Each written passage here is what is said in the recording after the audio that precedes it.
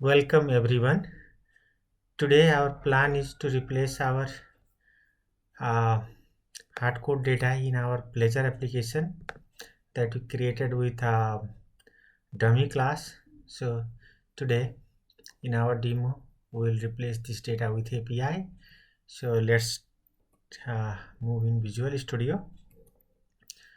Uh, Today I had created API in our Blazor server projects.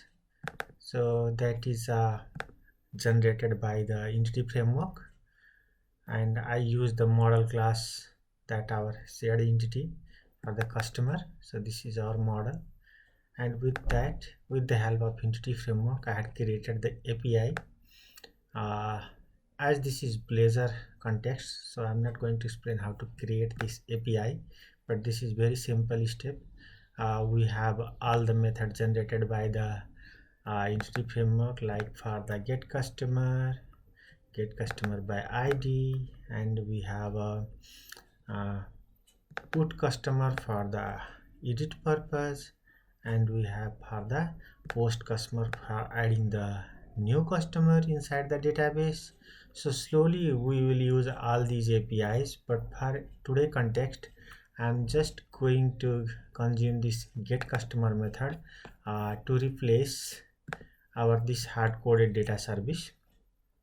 So dummy data service will be replaced by the real API call. So for that, what I had done, I am planning to use HTTP client factory. So for that, what I had done, I had taken the reference of um, package, that is microsoft.extension.http, in order to get the HTTP client factory. So here I am injecting I customer data service for my real customer data service. And for what I had done for that, I just added a implementation for the API call. So here I am calling the get customer, and just information for that, this is not a case insensitive case. So with API call, after deserialization I am getting my list of customers, and for single customer just I am serializing for the single customer, and this one is the used by get by ID. So great, these APIs are ready for the consumption, and with the help of this HTTP client factory, now what I can do, I can inject our customers data service. So in Blazor everything is ready. What we have to do, just we'll say I customer data service, we'll do the inject, and in place of this our dummy data, what we can do, we can use our this injected parameter. So what we can say, equal to, and then we'll say await, and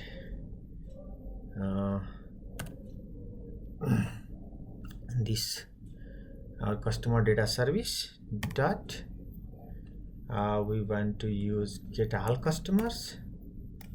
So with that, what we can say, that to list. So after the API call, this will provide us a real data. Similarly, what we can do in our this customer detail also, we need the same injected parameter over here for customer data service, and then in place of doing this, what we can do, we can use our await, and then this customer data service, and then this time what we need, get customer. So just get customer details, and with that we can use this part to send the ID,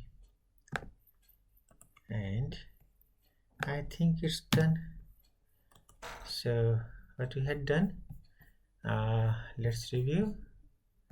In our program.cs, we added the HTTP client factory for the iCustomer data service, and for iCountry data service we will use later. But as we have everything ready, so I had created for that. And what we had done, we had done the parameter injection of our HTTP client factory, and after that we are just calling the API, and API part is as similar as ASP.NET Web API, everything is same. So I just use the model and generated this one. Now let's run this project and see that can we replace our dummy data with API call. If everything is fine, we'll get the data from the database this time.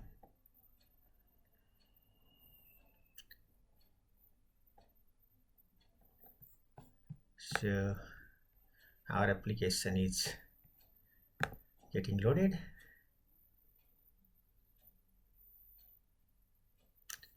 If I'll go inside my customer list, so this is going for real API call, and we got the two customer. And to validate that we have same data, we can see the database. We have two users that we are able to list with the API call. So this is something that I planned today. So it's replaced now. Thank you so much.